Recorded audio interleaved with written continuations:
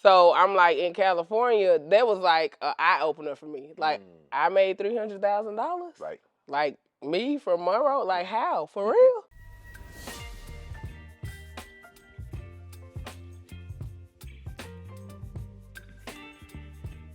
So you want me to open this one again?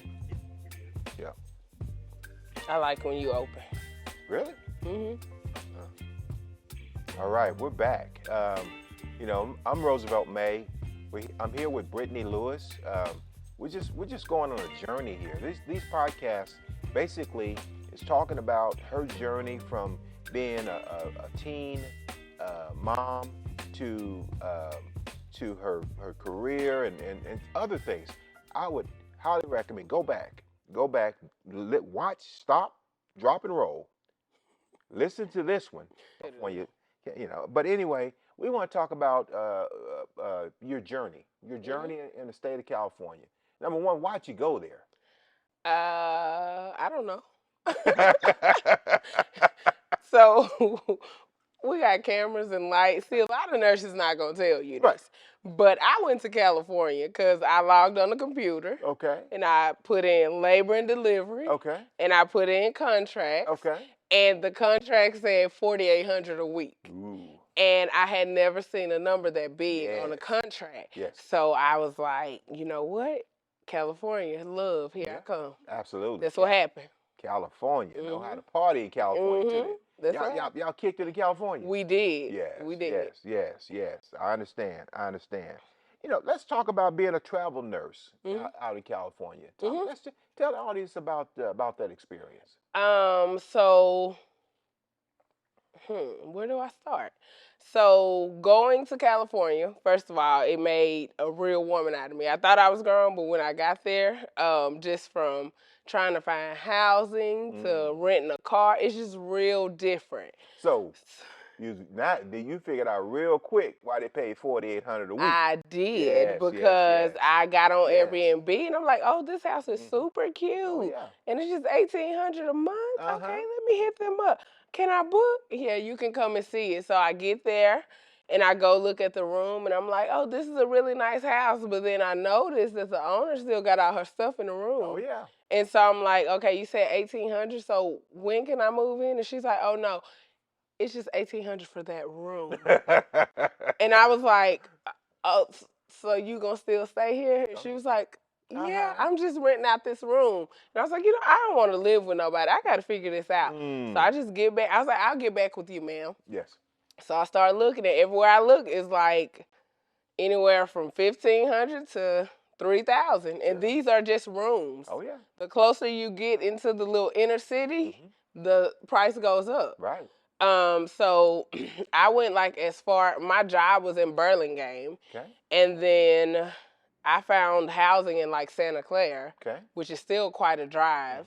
But I ended up choosing that $1,900 room. Wow. So I went there and I don't even remember the month. I would say like May 2017 or something. I started that travel assignment. And I really never have an issue with like people. But I was just kind of looking around. They gave me this assignment and I'm like, that's all y'all want me to do? Right. Wait, so you just want me to take 2 patients? Okay, sure. Right. And that's when I learned, like, hey, California is a union state. So they have all these laws. They got all this stuff to protect nurses. And I'm like, why would I ever leave here? This is nursing heaven. I get breaks, like mandatory breaks, because people coming up to me like, when you going to take your 30? When you going to take your 15? When you going to take your hour?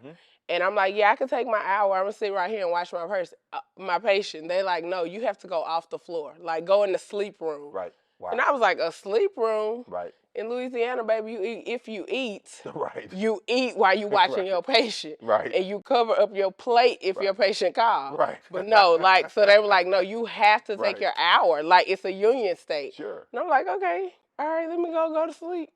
They give you pillows and blankets. I'm like, this is nursing heaven. Why would I ever leave here? Sure. So I had like that was like the best experience of my life, like career-wise. And then I met like, it was just like a melting pot of culture in California. Like anybody, Like, to the point where I was, like, asking people, like, what are you? Like, I know you don't look like me. Like, what are you? Right. Oh, I'm Russian, or I'm from Germany, or I'm this, I'm that. And I'm like, where I'm from, I mean, I might see black, white, like the Arabics run the hood stores or the hair stores. Like, it was like shock for me, and I was like, these people probably tired of me asking them questions. Sure. But like, you mean to tell me you came over here from the Philippines? Like, you from the Philippines and you come over here to work? Right. Like, you really from Switzerland? Like, I was just, I don't know, like a kid in the candy store, like just trying to figure out everybody. But it was like so exciting to me. Right. So it was just, I don't know, I was just excited to be there. So when you were in California, doing your thing, you know, I saw your Facebook post, and you out there, you really kicking it. Right? You're having a good time. I was. I know, I saw it. Tell me about the impact of the income that you saw in California. What was the positives about that income? Because you say you made $4,800 a week. What was the negatives? What was the draws off of that? What? I mean, you know what I mean? Yeah. So. Go ahead. About that. So I'm sitting here, like, I'm excited, right? Like, so you telling me I leave Little Bitty Monroe, where they saying, oh, you know what, we might start you off at $25 an hour, right? And so I was a travel nurse, but then in California, but then I got a per diem job. And so then my per diem interview is like, we're going to start you off at $100 an hour. I was like, you going to do what? 100, like, per you like 100. Right. They were like, yeah, like that's like cream of the crop. Everybody wants a per diem job in California. So I get, I start working all these per diem hours, like, cause now I'm in hustle mode. Like, it's the summertime. Byron is there. My little cousin is there. They kind of old enough, to, all right, yeah, I'm going to work, or we get all these bonuses. If we can get you to come in for 4 hours, we're going to give you a $200 bonus on top of time and a half. So I'm just like hustle mode. Money, money, money is running in the back of my head. But then I get my first paycheck. As a travel nurse, it's quote unquote untaxed. Sure. But now per diem, I'm like California, so it's taxed. Right. So in my head, I already added up my money, right? Like, okay, y'all work this many hours, all right? And I'm cutting Louisiana tax, right? Right. So I get my check, and I'm looking at it and open it up, like, what my money? Right. Something happened. Right. Okay, I think California's like 36 or something. Oh, yeah. They took my money. Something ain't right. Okay, let me call Uncle Sam, because somebody done messed up somewhere. Right. So I learned through my first paycheck. Like, yeah, okay, you make it look good, it sounds good and it look good, but in actuality, that ain't the money you make. So let's talk about, for the audience, let's talk about, you talked about money, money, money. Somebody said, hey, it's $100 an hour, it's $4,800 a week, and per diems and all this other stuff. What that's a driver, right? It's a way to change people to really dig in and do things that you wouldn't normally do. Right. Most folk are thinking about 40 hours a week, right? Most people are thinking about, hey, I go to work, I work my 40, I get my paycheck. Right. But you were in almost like a buffet mode. Seriously. Right? And it's like the more you work, the more you got paid. How did that ultimately impact you without having any gauge, just going out and just doing all that working and working and working? How did it ultimately impact you? For me, I think it was like maybe the end of year 2019, and it came time to do taxes. And I just kind of looked at everything, and on paper, when I added everything up, like between teaching, because I taught at the university there, sure, I had my per diem and a full-time job. On paper, and it's like I made $300,000 a year. Like, that's not even a thing. I never even imagined that. Why? Because even in Louisiana, you know, as a nurse making maybe 2 jobs, Right. it's like 80, maybe 100, but you got to work like a dog. Right. So I'm like, in California, that was like an eye opener for me. Like, I made $300,000. Right. Like, me from Monroe, like, how? For real? So it was just like a wake up moment. Like, this could really, like, me, I can do this. Sure. But then I talked to all my friends that are from the South around California, and they making the same money. Right. But then we all sitting here, and I'm like, y'all, we really like the poor folk of California Right. in real life. Right. Because Right. other people around here making $2-3 million a year. I mean, not as nurses, Sure. but we like, I mean, we ain't really nobody around here, seriously. Because we could go and just have a basic conversation, and you talking to all these tech people, Right. you know, Google, Right. you know, Facebook, and they like, oh yeah, I'm a nurse at Google, and I make this amount of money. I'm like, girl, how I get this job? Like, we literally the po folk. Right. So it's so like fluid. So let me ask you this though. How did going and the 300,000 that year eventually impact you physically? Physically, so physically, I knew it was gonna take a toll. So what I believed to be the remedy to that would be take a monthly vacation, whether it was domestic or international. So I literally like work from, like, I would sometimes put on Facebook from vacay to vacay. Hold on one second. I'm gonna cut you off for a minute. Okay. Y'all hear that? She from Monroe. She talking about domestic or international. Go ahead. I would literally say I'm working from vacay to vacay. Right. Hey, so hold on one second. She about to tell y'all she flew first class too, but I'm gonna let her bring that up. Now go ahead. Okay, so yeah, I forgot what I was about to say. So from vacay to vacay, that's how I kind of set myself up, and then I would prioritize like my self-care too, like a weekly massage, or like, and it became my norm. Like, now that I'm back in the South, I kind of like mourn that experience. Like, I could pick up the phone in California and just like tell my friends, like, hey, all y'all off Saturday morning, we're gonna go sleep on the beach. Or hey, everybody off Thursday, we're gonna go get a Korean massage. Or hey, everybody this, we're gonna go do this. And so it's just, we just had, like, I was so intentional about my time and how I set up my time and what I was doing at the time. Right. But eventually it caught up to me. From shifting to California, working ground zero of COVID. Yes. In New York. Yes.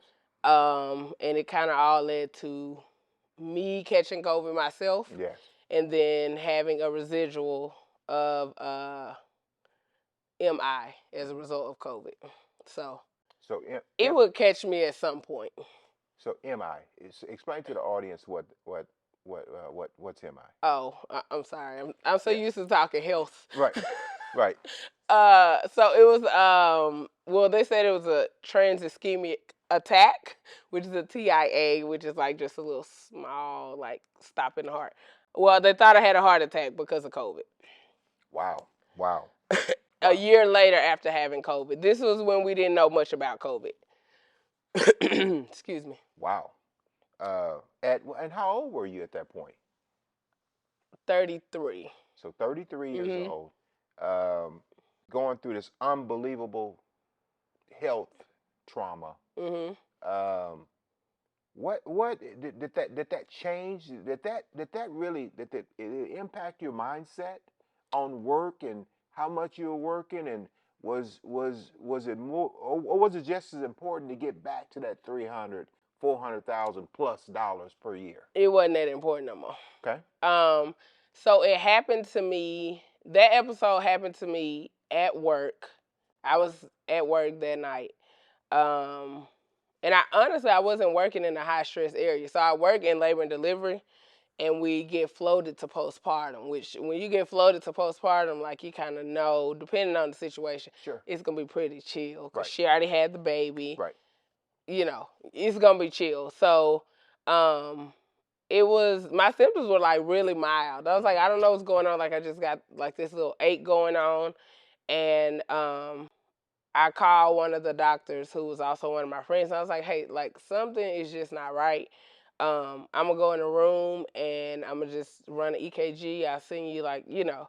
And so I took him like the picture of the strip and he was like, it looks fine, but I don't know.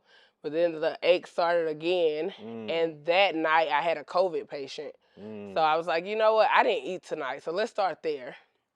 And I had like a snack or something. I was like, I still don't feel right. So I went down to our ER, which is a children's hospital. So it's basically our children's ER. And so within maybe 10 minutes of being down there, they were like, we're going to have to code 3 you, which is like lights and sirens to an adult hospital. So got to the adult hospital and yeah, that was basically it. They were like, this does not look good, blah, blah, blah, da, da, da. Ran all kind of tests. I ended up getting discharged. And it was like in that moment, I was like, if something happened to me here in California with no family around and someone has to tell my son, like, hey, your mom passed of a heart attack. How, like, that money is not that important. Yes, he likes trips. Yes, he likes nice things. But it's not that important. So then that's when I made the decision, like, I'm going to pull back a little bit. I kind of let teaching go. Or I tried to turn that into the option of teaching over Zoom. That wasn't an option. So, hey, I'm letting the teaching go.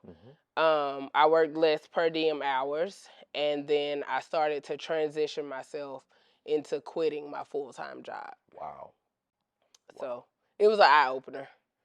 Well, I mean, it's quite obvious that you've been through some trials. You know, I want to transition a little bit, and I want to talk about circle of friends, the relationships that you had in California. Let's touch on that a little bit. California was like my first, like I said, it's a melting pot of culture. I consider myself, I mean, people that don't know me consider me not that approachable. I could be intimidating as a woman, because, you know, but overall, like most of my life, all of my friends have looked like me or been African American. California kind of opened the portal and made me kind of open to other friendships. I experienced like just, I got to enjoy and see like the family dynamics of other cultures, which I appreciated. And those friendships and relationships helped me to see, like, as a woman, and understand that friendships are not based on history. Friendships are based on who are the people that will show up for you in your time of need. Like when I had the heart attack. We're in the peak of COVID. I have friends who are nurses, who have older parents, who understand what COVID is, that were willing to show up in a hospital that had bays outside of the ER to treat patients. And like, Brittany, I don't care. What do you need? Or I don't care what it is. Like, where's Byron? Like, can we get your mama a flight? What is it that we need to do? So I learned like really what a friend was through California. And like the loyalty of a friend. Not just because, hey, we familiar with each other, or we've been friends for 15 years, or we knew each other since high school. I learned like who my friend is, who can show up for me in the same way that I would show up for you or greater. So, yeah. You know, through it all, there was a transformation that happened in that time in California. You kind of stepped into your own. You know, tell the audience about the transformation from the old Brittany that went to California and the Brittany that left California. Okay. So the Brittany that came to California and the Brittany that left California were two different women. The Brittany that came to California kind of cared about, you know what? This is going to be too long. So we're going to do this next time. Absolutely. So they're going to have to catch this next time. Yes. Okay? Yes. All yes. right. Okay. Yes. Hey, stay tuned. This is heating up. This next podcast is gonna be fire. So stay tuned. Stay tuned. Catch us next time. It's coming.